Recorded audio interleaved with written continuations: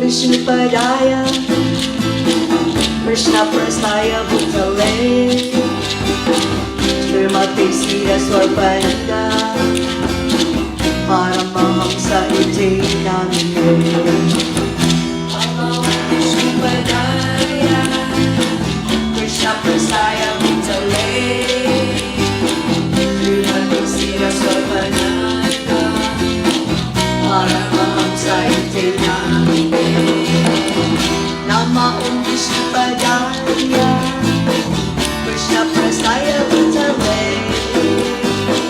Srimati Siddhaswarupananda Paramahamsa Iti Namine Nama Vishnupadaya Krishna Prasthaya Bhutale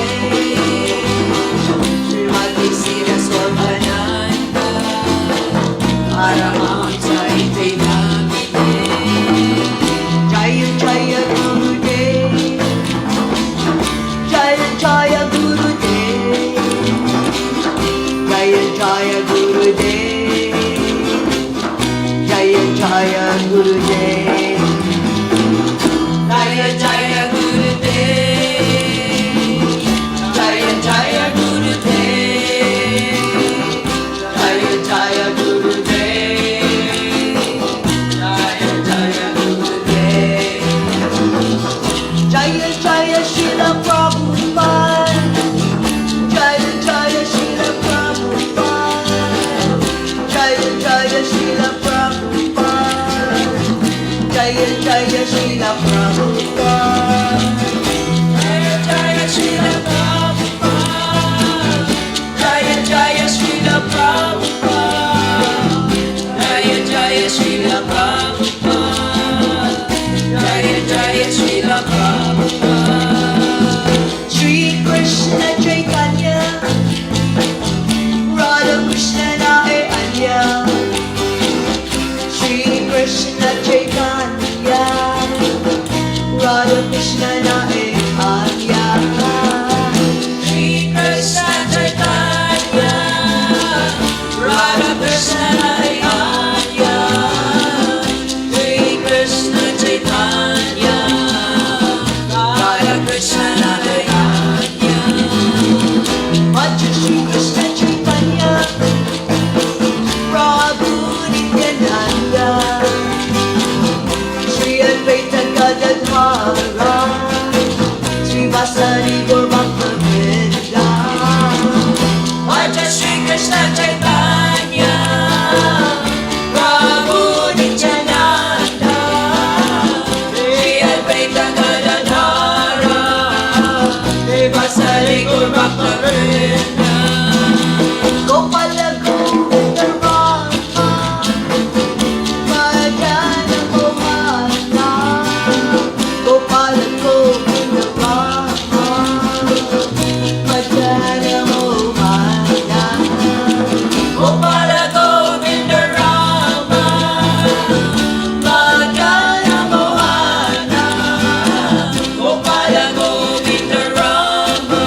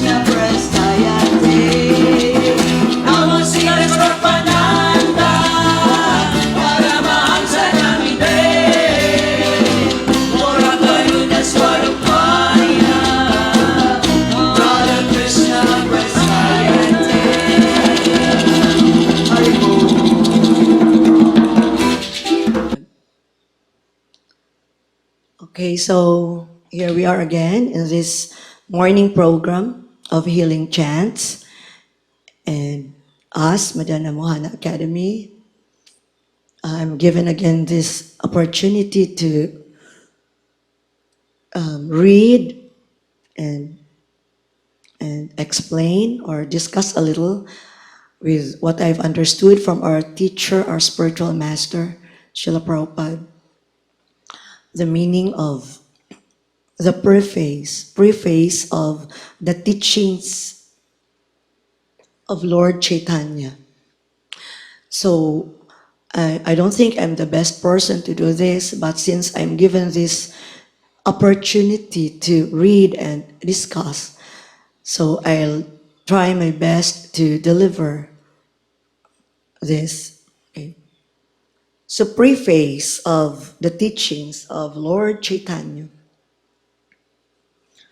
There is no difference between the teachings of Lord Chaitanya presented here and the teachings of Lord Krishna in the Bhagavad Gita.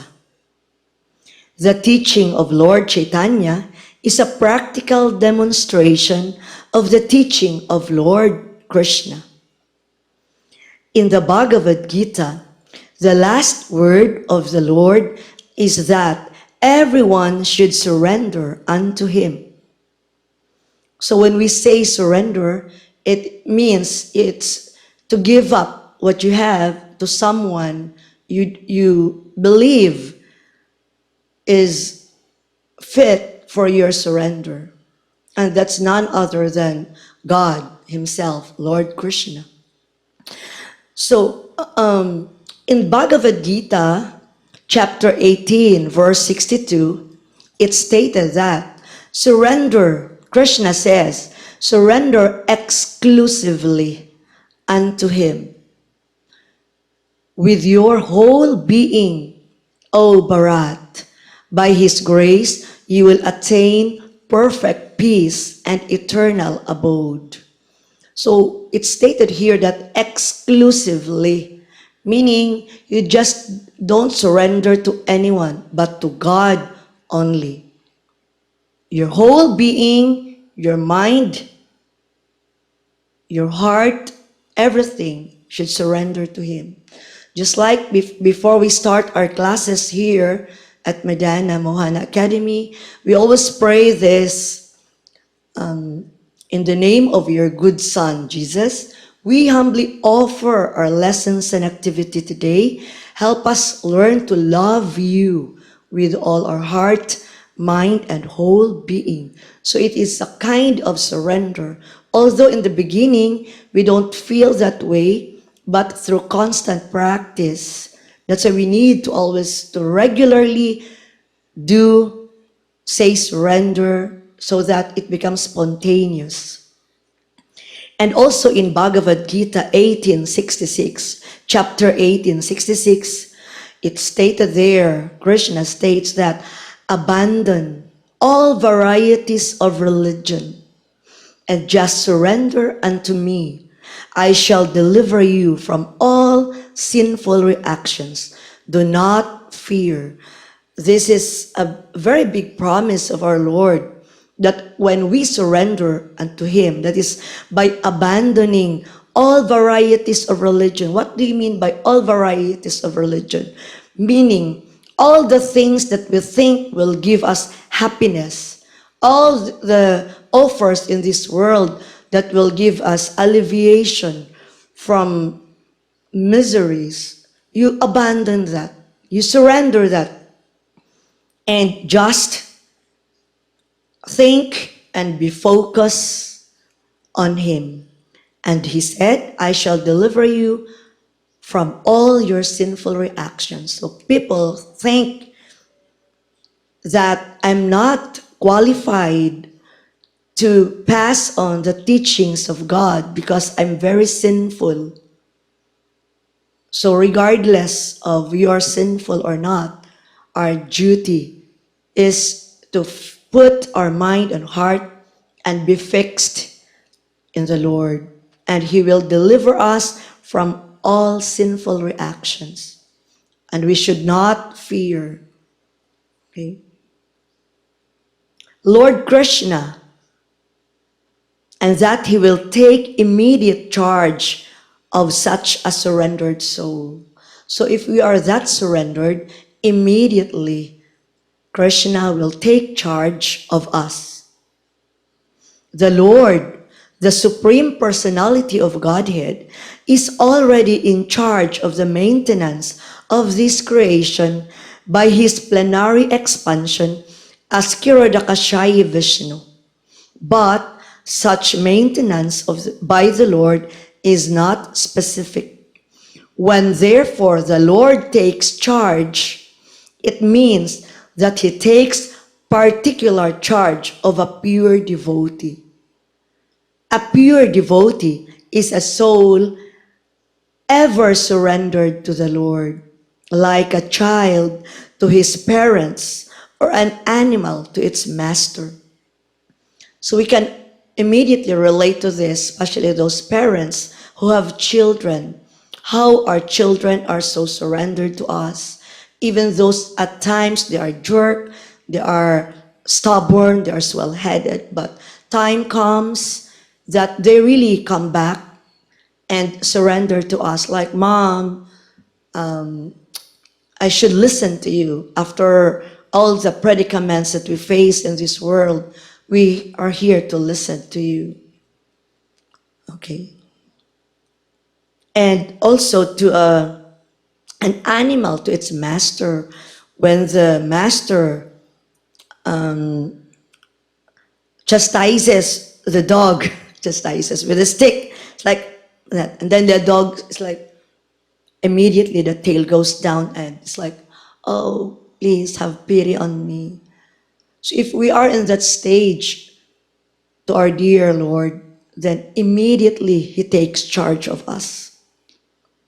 This surrendering process is manifested in 6 different stages. So are 6 different stages in this surrendering process. Namely, 1, to accept things favorable for discharging devotional service. In this world, we oftentimes meet so many offers. And if we are less intelligent, we could not think that that offer leads us away from the Lord. We just try to think of the material things that you can get from that offer. For example, you are given a huge equivalent of your service to this company or to this agency at the exchange of losing your opportunity to serve the Lord. It's a kind of choice between this offer and that. So you win a particular offer, but you also lose something. So it is a choice of an individual which one he takes. What is the proper decision to this? You ask if that offer is favorable for discharging devotional service. Because we have this objective in life or goal in life that we want to please the Lord. We want to love Him. We want to render service to Him. And by accepting this offer, will this further your desire to make friendship with Him? Will this increase your desire to love Him more? So that is your guiding question for this number 1 surrendering process, which is to accept things favorable for discharging devotional service. Second, to reject things unfavorable for discharging devotional service. So this is the opposite to the first process.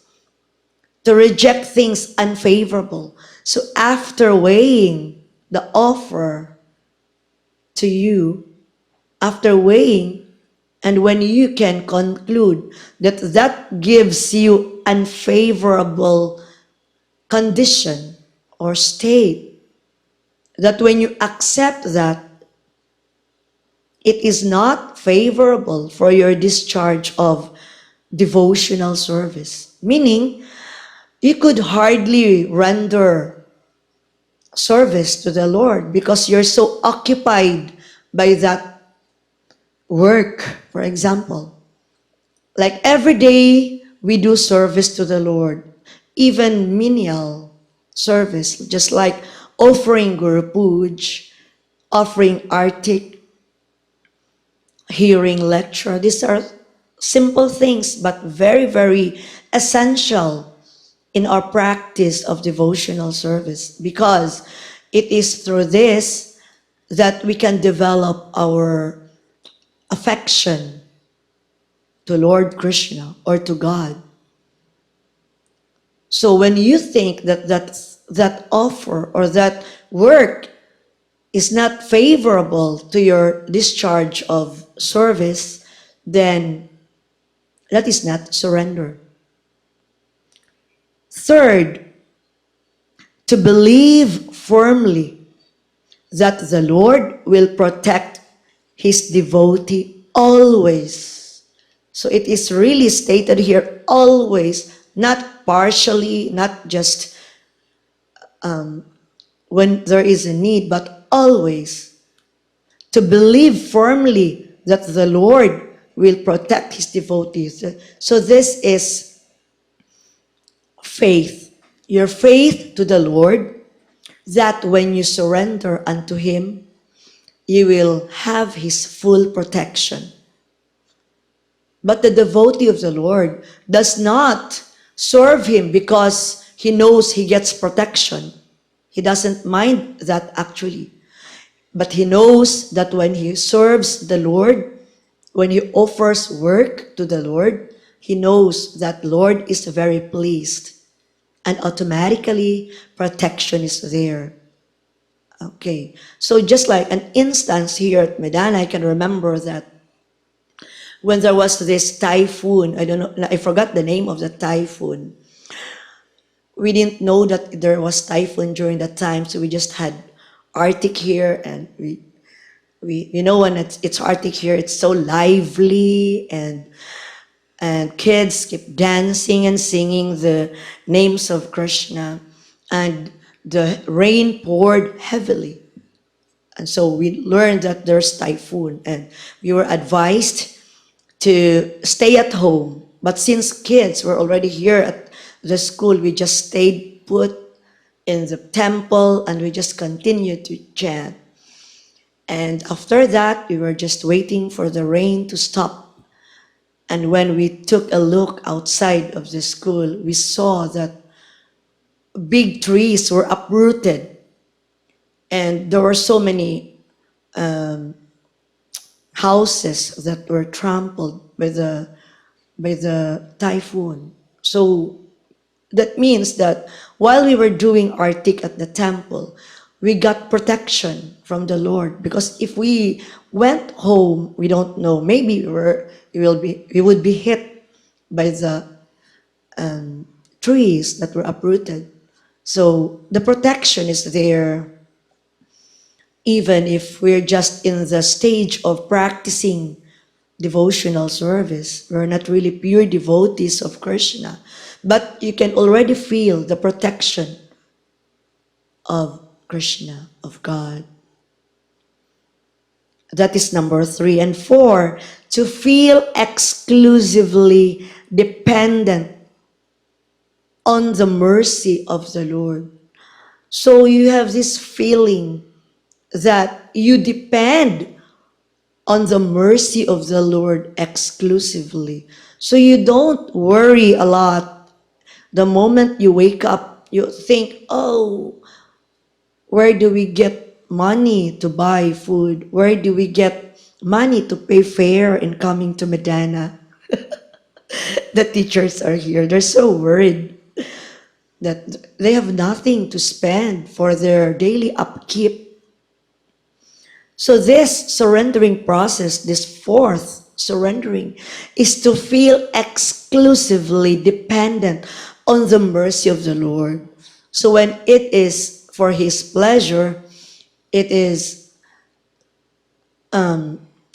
secured, it is safe that through His mercy, we don't need to we don't need to be hesitant, but just to depend on the mercy of Him. Because surely He will not despise us, He will not ignore the needs of the people, but He always gives abundance to those who have faith in Him. And fifth, to have no separate interest, besides the interest of the Lord. So we think, what are the interests of the Lord? So when I read this fifth surrender process, I asked Bhagavan because he was still here when I tried to read this. And I asked him, what is the interest of the Lord? And he told me, love. That is all He's interested of from the devotees. The love of the devotees. So if we have that same interest as the Lord's interest, then we are safe. To have no separate interest besides the interest of the Lord. So our devotional service must be with love. The best ingredient that is present when we offer something. It says that one can offer a little flower, fruit, a leaf. I will accept it as long as it is with love and devotion. So it's not the offering that the Lord takes because He owns everything. When we offer Him flower, when we offer Him leaves, that does not really matter. What is important is our love and devotion when we offer that thing to Him. That is His interest. So if our interest is like His interest, then we are safe in our life. Then the last is to feel oneself meek and humble. So we often fail in this sixth surrendering process because sometimes we feel pride in having the Lord with us. So we should not feel proud. Instead, we always feel meek and humble. We always try to feel lower than the straw in the street. That means lower than the grasses that we always step every day. That should be the consciousness of the devotee of God. We should not feel proud or feel above from others. So in this state of consciousness, then we are ready to chant the holy names of Krishna. So these are the six processes that we always put in mind so that we will be very pleasing to the Lord. Therefore, Lord Krishna demanded that one should surrender unto Him through the above mentioned 6 phases of the surrendering process. But the less intelligent class of men and so-called scholars of the world misunderstood these demands of the Lord, and thus misguided the general mass of people to reject them. So they prefer to have this world rather than to undergo that process, those processes. Why? They are called less intelligent because they failed to weigh things. They failed to consider the best interest of the Lord.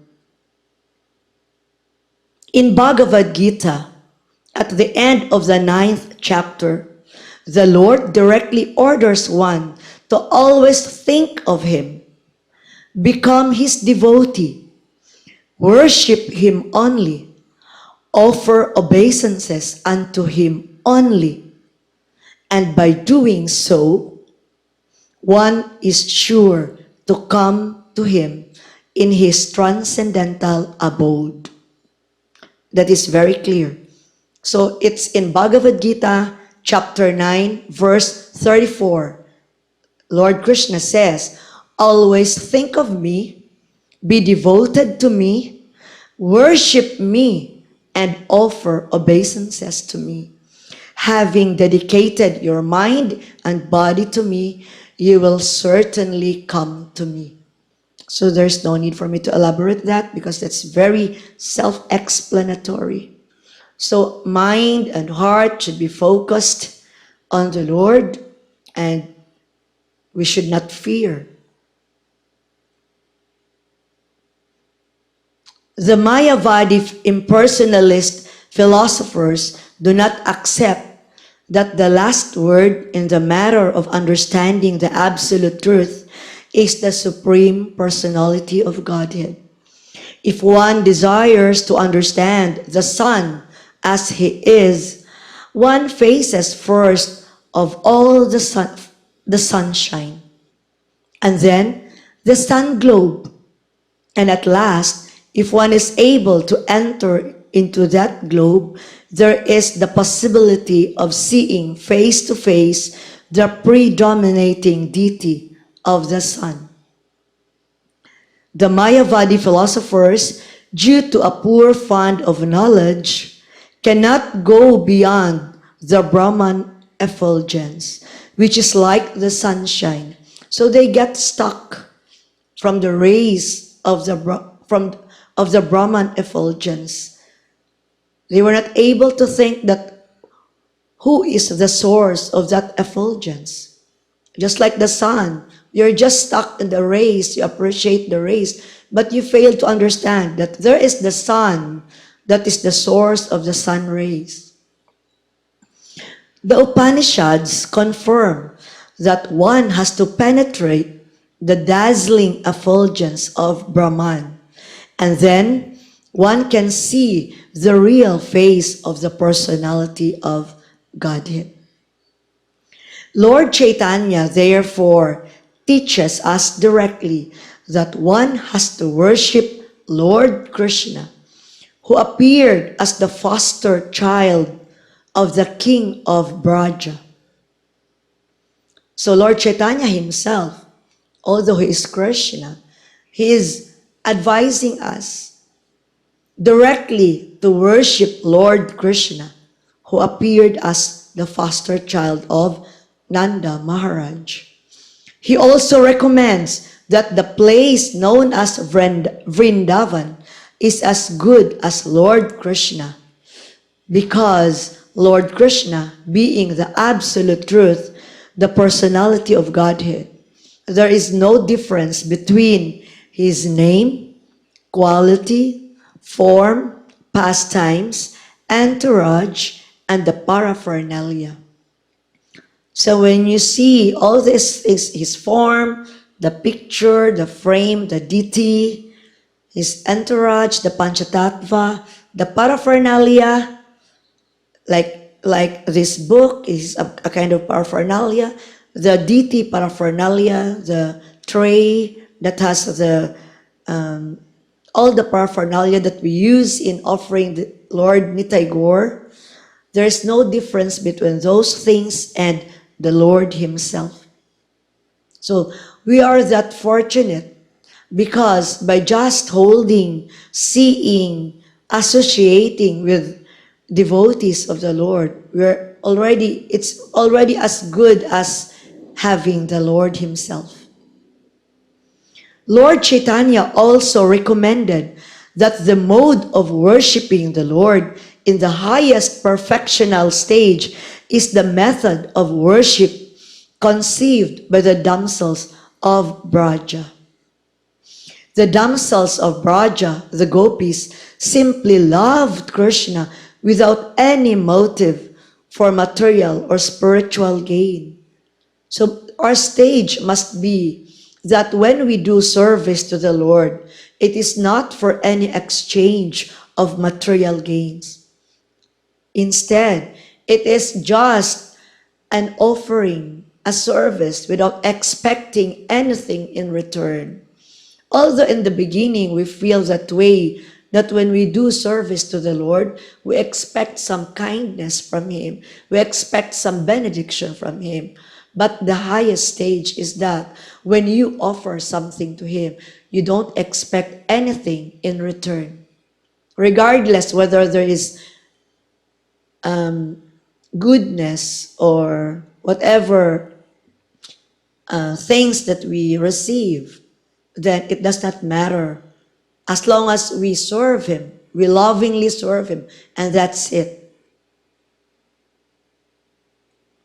Lord Chaitanya's teachings are exactly the same as those given by Lord Kapila, the original propounder of the Sankhya Yoga and the Sankhya system of philosophy. This authorized system of yoga is practiced on the principle of meditation on the transcendental form of the Lord. So if we always meditate on the form of Lord Chaitanya and Lord Nityananda, then we are in the best form. There is no meditating on something void or impersonal involved. When one is practiced to meditate upon the transcendental form of Lord Vishnu, even without the sitting posture, in a particular place and atmosphere, the stage is called perfect samadhi. So you don't need to go to the mountains and meditate and in the best sitting position, the lotus position, to be with the Lord. You don't need to do that. Just to meditate on His form, anywhere, anytime, you can have Him. This perfect samadhi of Sankhya Yoga is confirmed in Bhagavad Gita at the end of the 6th chapter, where the Lord says that all the yogis, one who constantly think of the Lord within the core of his heart, with love and devotion, is the greatest. Lord Chaitanya instructed the Sankhya Yoga, or system of philosophy, called Achanta Beda Beda Tattva, meaning simultaneously one and different. The most practically for everyone among the mass of people, simply by chanting the holy name of the Lord. He says that the holy name of the Lord is the sound vibration form of the Lord. So when we chant the Hare Krishna Maha Mantra, Hare Krishna, Krishna Krishna, Hare Hare, Hare Rama, Rama Rama, Hare Hare, that is the sound vibration form of the Lord. And that is no difference between that and the Lord Himself. So when we say the Hare Krishna Maha Mantra, we are already embracing Lord Krishna. The Lord being the absolute whole, there is no difference between His holy name and His transcendental form. Therefore, by chanting the holy name of the Lord, one can directly associate with the Supreme Lord by sound vibration. So just by the sound vibration of the Hare Krishna Maha Mantra, we are already associating with the Lord. Humina na ang internet. Mayaan mo. This sound vibration of the Lord has 3 stages of development, namely the offensive stage, 2, clearing stage, and last is the transcendental stage. So this offensive stage is a stage wherein when we chant, It's like we do it in obligation. We do it because we are told to do it. It's not spontaneous. It does not, you do that because it is required. So this is the offensive stage. That is the first stage of development. And second is clearing stage. After you've been chanting for a while, then you become cleared from being offensive. So that means you can already see the Lord when you chant His pastimes because you're at the clearing stage. And because sometimes when we chant, you say, oh, this is not effective. I cannot feel any change in me. There's no effect. So that is offensive stage. But when you begin to taste the nectar of love when you chant, so that means you're already in the clearing stage. And on the third, that is transcendental stage, that is already realizing that the Lord is the all and all, the cause of all causes. That when you chant, immediately He dances on your lips, on your tongue, and immediately His pastimes are revealed. In the offensive stage, one may desire all kinds of material happiness.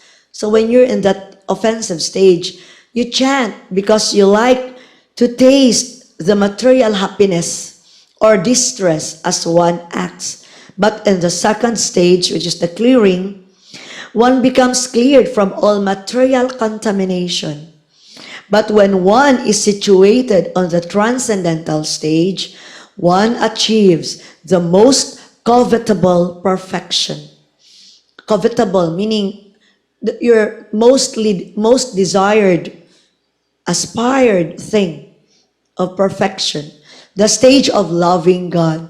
Lord Chaitanya recommended that this is the highest stage of perfection for the human being. Yoga practice is essentially meant for controlling the senses. So yoga practice, the one that we're doing, offering to the deity, hearing lecture, we do exercises, we chant, we dance. These are yoga practice. And this is meant for controlling the mind, the senses. The mind is the central controlling factor of all senses.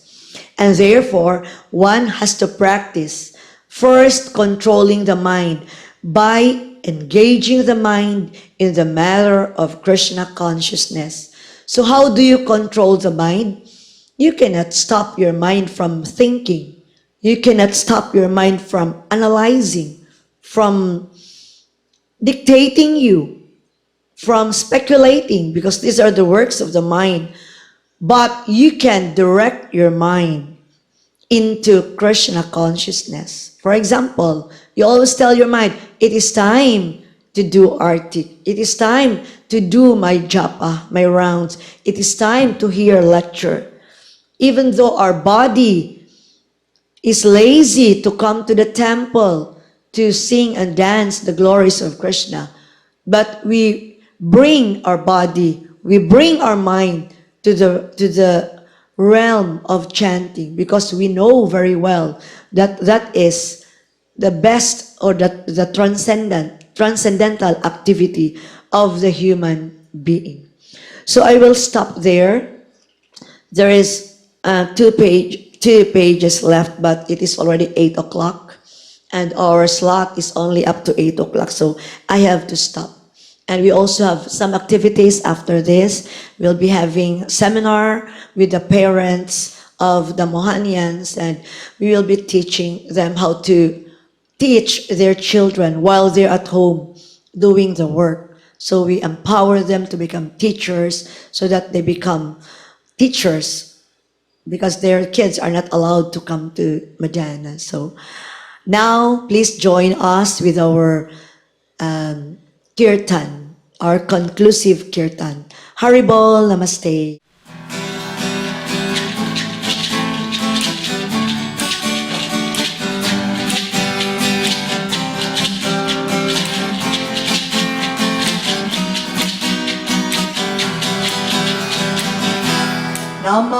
Vishnupadaya Krishna Prasthaya Bhutale Srimati Siddhaswarupananda Paramahamsa Chaitanya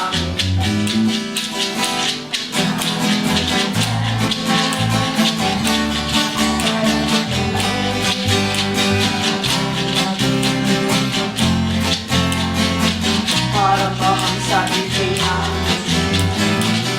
Bhaja Shri Krishna Chaitanya Prabhu Nityananda Shri Advaita Gadadhara Shri Vasari Gaur Bhakta-vrinda